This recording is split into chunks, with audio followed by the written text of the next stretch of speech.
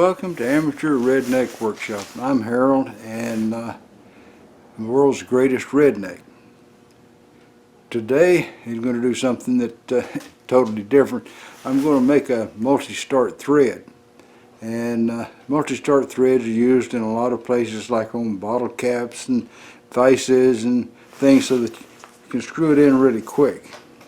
And what a multiple start is you've got, instead of just one thread wrapping around it, you start on one side with one thread, comes all the way around. You start on the other side with another thread, runs right beside it, all the way around. And I saw a video the other day. This guy did a 10 start thread. And on top of that, he did it in right hand and left hand, both on the same piece of metal. And he made a nut that would fit it. It would screw onto the right, or it'd screw onto the left. And that kind of blew my mind, watching that.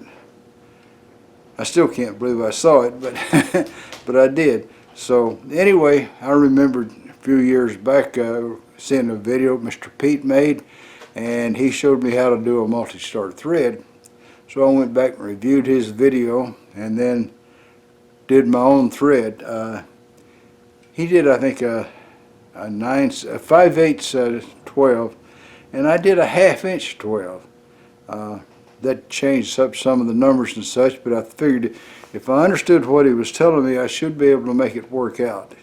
And as you can see, I've actually already done it, so I can tell you that I had a miscalculation here and there, which I had to cut some threads deeper, but, well, it worked out. And I'll give you a look at it. Now, this water bottle has got a multi-start thread. I marked where the thread structures. One there, and one there. This is a 3-start thread. The one that I made is a 2-start thread. I marked where the ends of the threads start.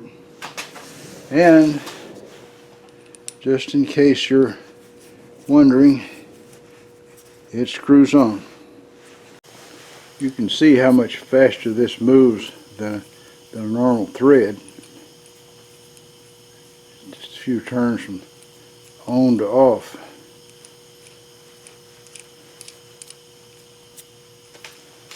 With today's project, I made a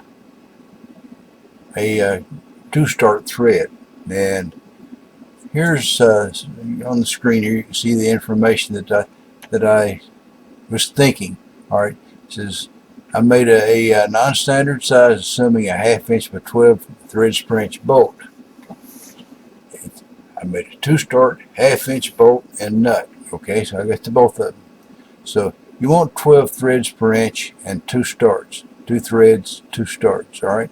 So the pitch of 12 threads per inch is 1 divided by 12 is 0.083, and the lead is the same. The lead is 1 times the pitch, so the lead is 0.083. That's important when we go to move the tool. If I make a 2-start, the lead is 2 times the pitch, which is 0.166. If you want to cut 2 threads, you do it at 6 threads per inch. All right. If you want a 3-start, the lead is 3 times the pitch, is 0.250. You will cut 3 threads at 4 threads per inch. Okay. Now, each time you move your tool, you'll only move this 0.83, because that's the original pitch and lead. Okay. All right. A 4-start is the lead equal 4 times the pitch, which is 0.333. So you cut 4 threads at 3 threads per inch. So that's a 4-start thread. You can get a lot of starts on these threads. Okay.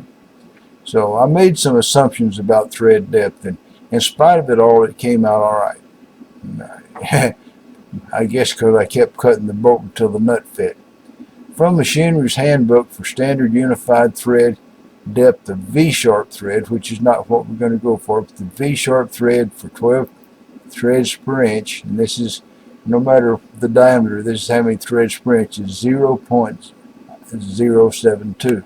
So I assume that no matter what the diameter was, the thread depth for the 12 TPI was 0.072.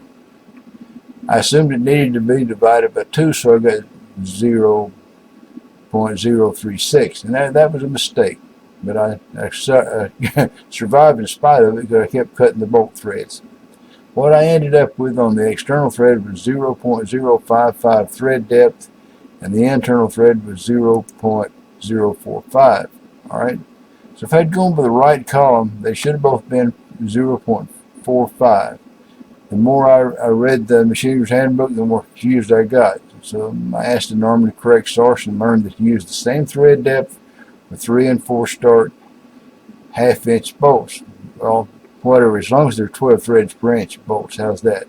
And that makes sense because you're going to end up with 12 threads per inch. And I measured this thing, and even though it's 2 6-start threads, there's 12 threads per inch. Now we'll go to Machinery's Handbook, and we will go to the little booger I've got. Well, I think this guy right here, he covers up the columns that I don't want. All right, so 12 threads per inch. Now this is the pitch, which we calculated there. This is the V-sharp thread, 0.072. But what we want is this guy right here in this column, which is 0.04511. I believe if I had made the bolt and the internal thread both exactly this size, that it would have just screwed on fit right there. Maybe one should have been a little smaller than the other. You know, of course, bolt should have been a little smaller than the nut, or the nut a little larger than the bolt, so they screw in good. But nevertheless, that's the size it calls for there in Machinery's Handbook. And every thread should have been that depth. All right. So it's just pure luck that it worked out right for me. And what we're going to do is we're going to show you how much faster that bolt turns than a regular half-inch bolt. All right. So I said we were going to demonstrate how much the difference was in how fast these move. So I'm going to hold this thing up. You can see that I've marked a mark here and a mark there. It's sure hard to line these things up in the camera, but nevertheless, do you see that mark right there? Is not very bright, but you can see it. So if I turn this thing around, 1, 2 turns, you can see how much thread's sticking out. All right, this is a half 13, which is as close as I've got to being the same exact thing. And you can see that I've got a mark on this flat, and a mark over here on the bolt. So we're going to turn the bolt 2 turns, just like we did that other one. 1,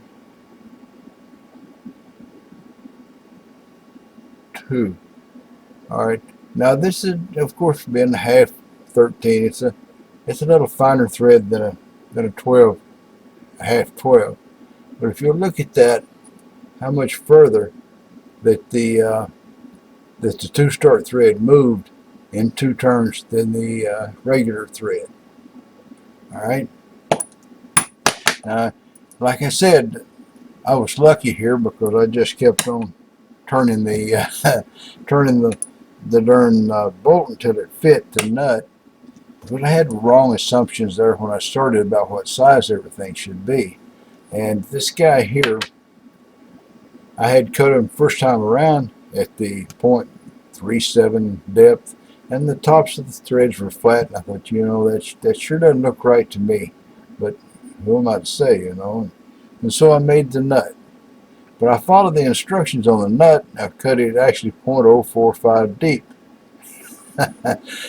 by luck, you know. And the bore in the middle was based on the outside diameter of this, which, you know, this outside diameter probably would not have changed either way. But they wouldn't screw on because the thread depth was wrong here. So I went back and I put this back into the chuck. Of course, I had to switch to the 4-jaw chuck because the 3-jaw would have been, you know, all over the place. Lined up my tool with the thing in gear, and I cut one of the passes deeper, and I went and moved the using the compound, I moved the tool down 0.08 3/1000, and I cut the other start of the thread, And then I tried the nut, and I still wasn't thriving. So I wound up cutting one to 0.055, and then I thought, well, they both got to be the same, so I cut the other one to 0.055, and then this thing would screw on, okay? Then after I got all the chips and dirt out of the threads, it screwed on, which getting the chips and dirt out is kind of a hard job in itself. But anyway, after I did that, everything screwed together just perfectly, and there was maybe a little discrepancy because I noticed that it depends on which start that I screw it in as to how smooth it works. So I can come jump it over one more thread and it'll lock up. Jump it back another thread and then it's smooth as silk. So I may have missed the thread line by a few thousandths on one direction or the other. But at least it worked. Persistence, I guess. And like I said, I kept cutting that bolt until the nut screwed on. But I could have done it both if I just cut them to both to 0.045. I think should have been where they would have fit. At least that's what I think. I'm kind of confused about the whole thing. So, I would like to say I appreciate you guys watching the ads, or at least letting the ads play all the way through, whether you're in there watching them or not, because that has helped my channel revenue. And I keep hoping that someday the channel will bring in enough to pay for the projects. I know it's probably a wild pipe dream, but I want to thank you guys for letting the ads play. That helps me more than you can imagine. Thank you very much, guys. Let's go and do the thing. Well, that's all, folks. Y'all try to subscribe if you're not already a subscriber. Leave a comment if you got something to say. And above all, remember, keep on keeping on. Bye now.